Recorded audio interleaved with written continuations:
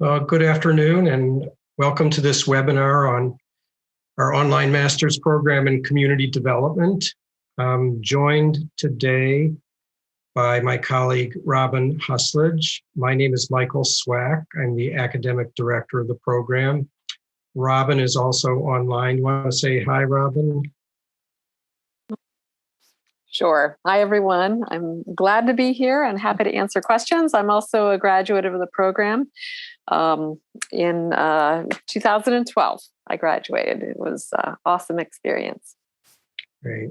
And Robin will be also monitoring the chat room. So if you have questions as we go along, please put your questions in the chat room and Robin will join me from time to time. I'll ask her for any questions.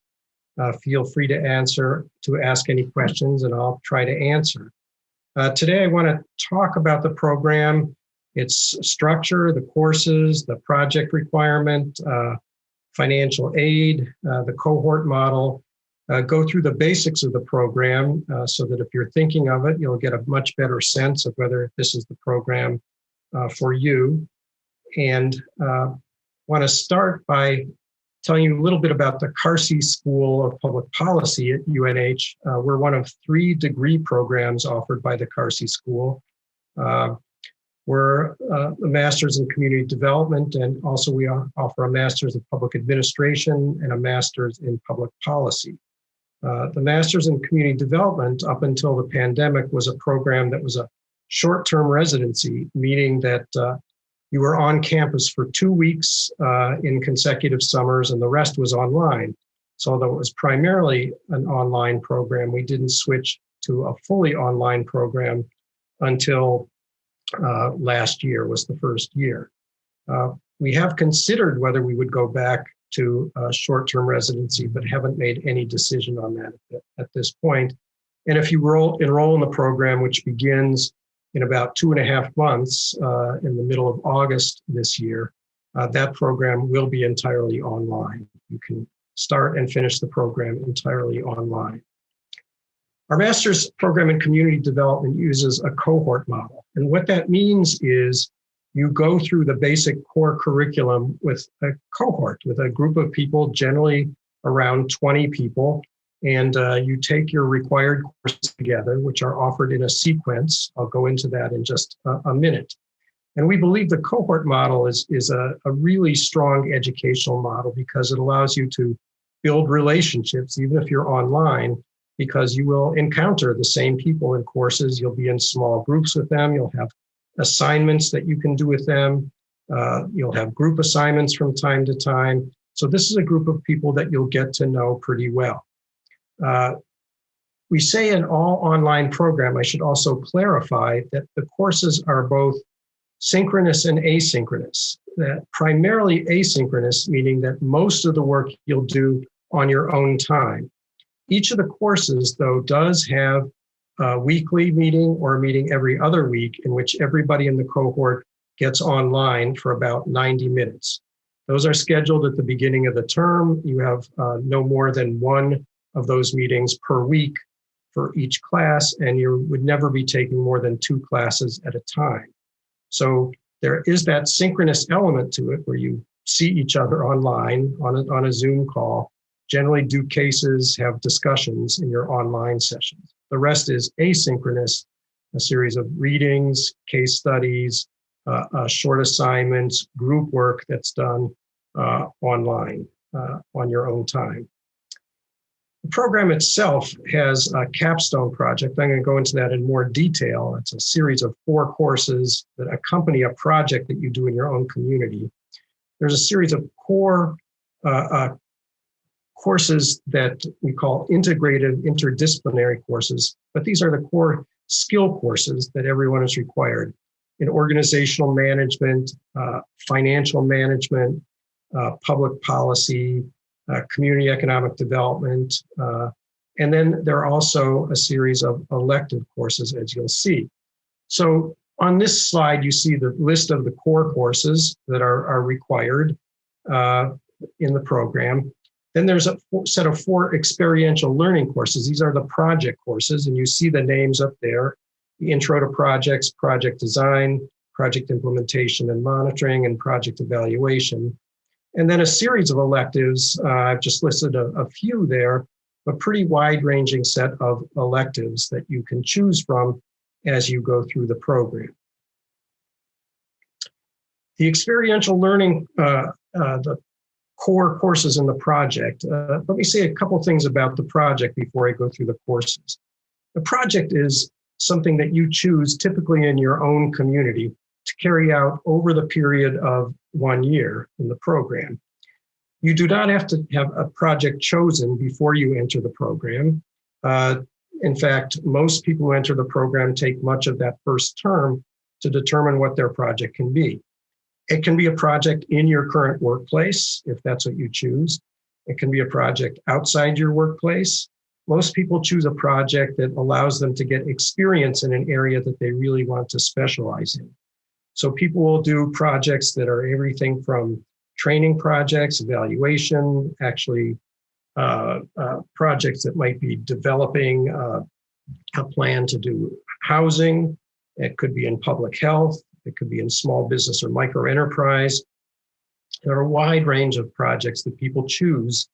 And again, some people choose a project to specialize as it's something that they want to get into more in their careers.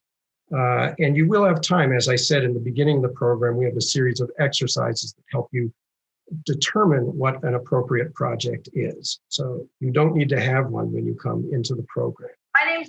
So the project itself starts with essentially doing an analysis of the community that you're working in, collecting data. There's a data section at the beginning of the first project course on data collection and data methods and some basic statistical methods, and then a series of analyses that you see listed on the slide here. Typically, we encourage people to use the logic model. Many of you may be familiar with the logic model. It's simply a process by which you look at input, activities, outputs, and outcomes for what you're doing. And it's a way that we encourage people to frame the work that they're doing in their project over time. Outcomes, in the end, you're looking for positive outcomes. How are people better off as a result of your project? Let me stop for a second here and Robin, see if there are any questions in the Q&A yet or any questions that people have. Let me take a look. Let's see. A question related to the capstone. Do you choose a project within your organization or outside your organization? Is it something that the program assigns or is it self-designed? Yeah. So we don't assign one at all. It is self-designed within the format that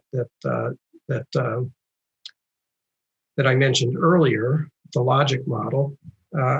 And you choose a program. It can be in your workplace. Many people choose to do it in their workplace. Many people get support from their workplace because you're actually contributing to the workplace while you're in the program through the work that you may do in the project. So again, a lot of flexibility to choose what you want.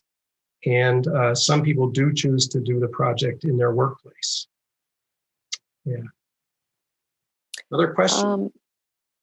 Well, you may not have gotten there first. It has to do with the courses that are starting off in the fall. Yeah, so let me take a look at that. That's the very next slide.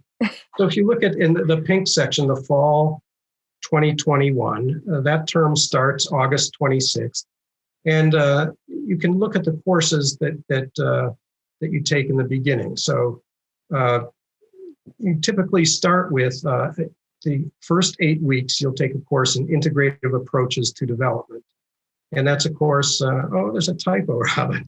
Integrative approaches. Looks like art development. At any rate, that's a course I teach. That's a theory course. It's really the only theory course we have, but it encourages you to, in fact, your final paper is to develop your own theory of development. And the reason we push this is most people have a theory. It may be you call it something else, like what's your set of underlying assumptions about what works and what doesn't work in development and community development. But we look at a range of different theories, and then we tie that into practice. How does a theory inform practice? Why is it important to have a theory of change? Mostly because if you don't, then you can lose your path. So we really encourage people to think about what drives your practice. What are the basic theories and principles and assumptions that drive your practice? And how do those enhance the probability of success in your work? And then also you'll take the Intro to Community Development project. So your first 8 weeks, those are your first 2 courses. And then as you look across the top, the basic core and then project series, you'll see a sequence of 8-week courses. So this is the proposed course of study that you would take. So the second term is an organizational management and leadership, and your project course number 2, project design and planning. You go to the spring term and you take the economic analysis course and project 3, fiscal management project 4. During these times, we also offer electives for those who choose. One of the important things to know is that there's a lot of flexibility in the timing. We encourage people to take only the courses that really fit. Many people take 2 courses at a time and can get through the program in about 14 months. But many, because of the demands of family, of work, choose to take only 1 course at a time, which you can do. Or you can start with 2 courses and then cut back if you want. And we offer electives throughout so that you can take electives in terms that you choose. And many people choose to spread the course of study out longer to 18 or even 22 months, which gives them time to take, in many instances, just a single course at a time and still get through the program in less than 2 years. So a lot of flexibility, and we encourage people to take their time so they don't get overloaded. And the program is designed so you're able to do that if you choose. Thank you, Michael. We do have another question relating to group work. How does it happen given that the learning will be online?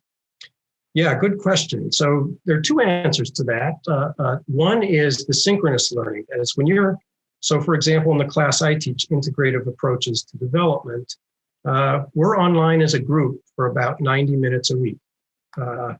We have a time, it's generally an evening, probably a Monday evening. And during that time online, we break into small groups online, typically to evaluate a case study, and then people get back online and report out. So during the time you're online synchronously, you may be in a small group of 4 or 5. We also give assignments that are group assignments that are done outside of that online framework. And so in that case, people organize among themselves. The groups are generally relatively small, 3 or 4 people, and you organize among yourselves how you'll get the work done, including when you might meet. So there is group work both online, when we meet in person via Zoom, and also offline, where some of your assignments will be to coordinate with a couple other people in your class to do a group assignment and turn in 1 assignment for that entire group. And that's true in just about all of the courses, that mixture of individual and group assignments. Anything else right now, Robin?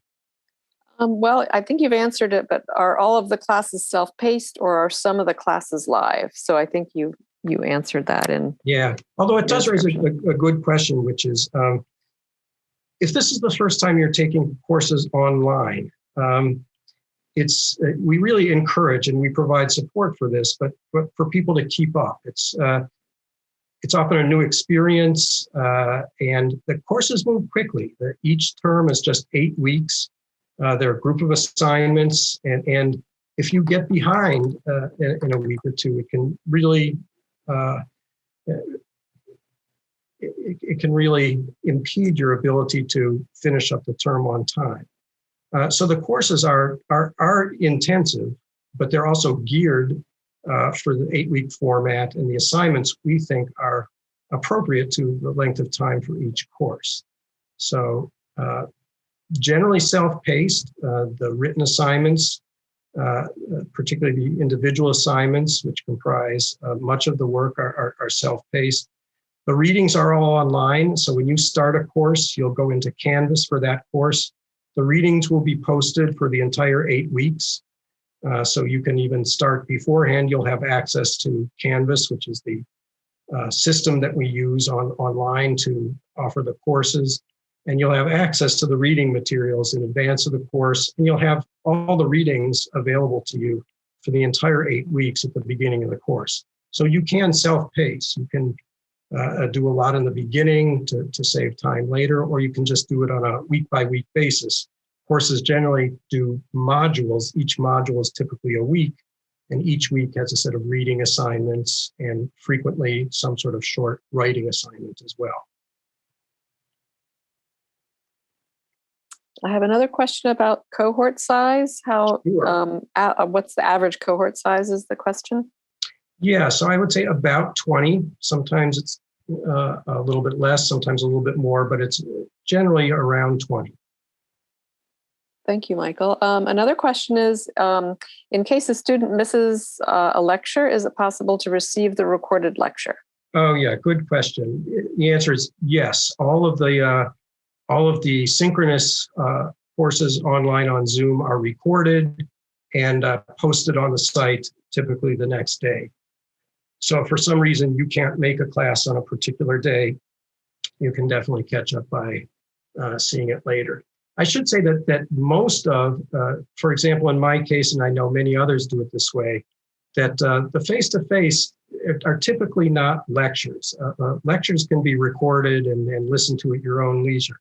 We try and use the time that we're together face-to-face to have discussions with each other, to have discussion groups, topics, cases. I will generally do a mini lecture of maybe 10 minutes at the beginning of the class to sort of set the stage for the topic we're covering. But you're not going to get online and listen to someone talk for an hour and a half. That's just not going to happen. That's all the questions for now, Michael. Thank you. Okay, sure.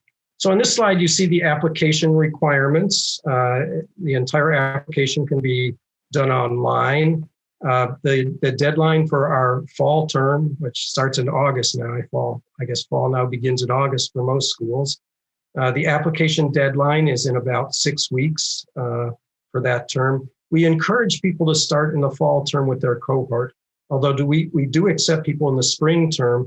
Typically, if you start in the spring term, you'll take an elective or two and then join a cohort in the fall so that you begin your project course as part of that project cycle and sequence starting in August. So August is when we have, the fall term is when we have the most new people starting the program, with a few people starting early in the spring and then joining a cohort in the fall.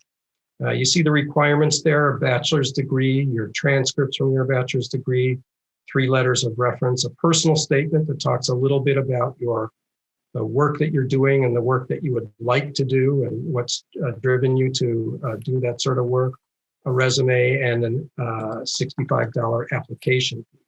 The GRE is not required, and the TOEFL is required for international students unless English is the language they studied in for their bachelor's degree, in which case the TOEFL is not required for international applicants who studied in English for their bachelor's degree. The costs you see here for New Hampshire residents and non-New Hampshire residents, that is the cost for the entire program. So that's spread over how many terms. It's really a function of a cost per course. So it's essentially you pay as you go. If you only take one course, you only pay for one course. So this is the equivalent of what it would be for you to take the entire 36 credits. We do provide financial aid, both in the form of grants from the program itself, and there is, through the UNH Financial Aid Office, access to a range of student loan programs, including federal loan programs for those who apply. In addition, if you look at the bottom of the page, you'll see the a number of organizations listed there. We have partnerships with each of those organizations in which they offer and we offer financial aid. So there's additional fellowships and scholarships if you are affiliated with any of the organizations listed on this page here.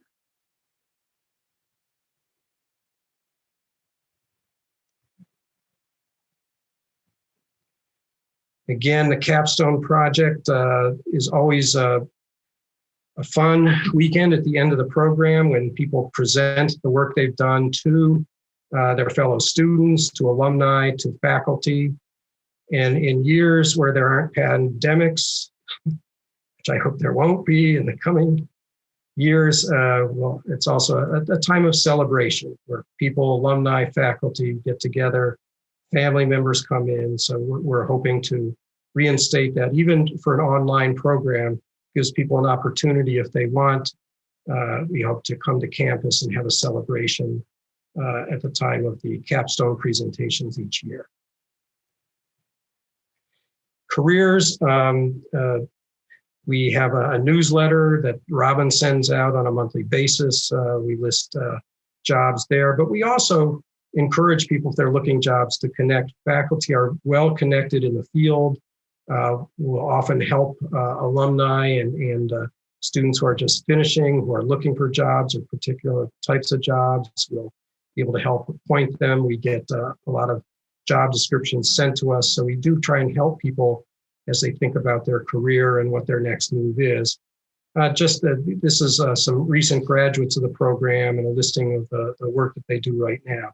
Again, we have graduates who work in everything from housing, like Andronika there, to community organizing, to small business and microenterprise lending, to public health initiatives, some work for community development financial institutions, government agencies. So really a pretty wide range of careers from people who are in the program. And here's how you can contact us. So Robin, any last questions that people have? I have one more right now, and that is, are most students right out of undergrad, or are they mid-career professionals? And then the follow-on is, are most students practitioners or looking to change careers?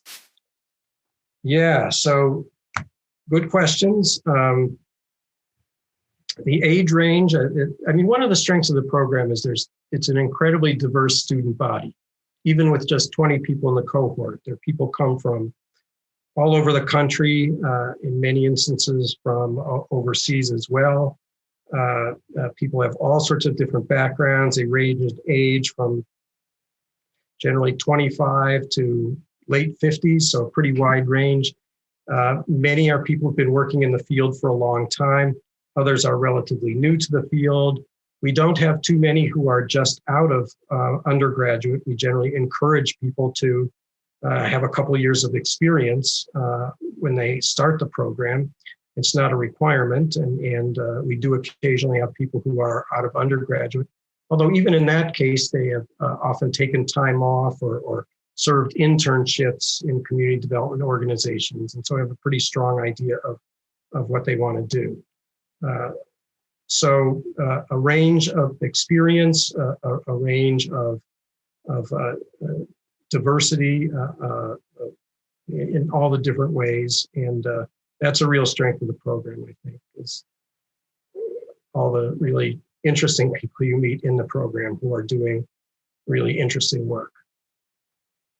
Oh, and the last part of the question is, are there people who come into the program for a career change? And the answer is yes as well. There are generally a few students each year who are saying, I'm leaving the corporate world and I want to get into something that's work that I'll find more meaningful, but I really need to learn more about what that would be. So again, we get people who are career changers as well. Thank you, Michael. That's all the questions I see posted at this moment in time into the chat box and the Q&A box. So good. Well, thank you everybody for joining us today. I hope that we piqued your interest in the program.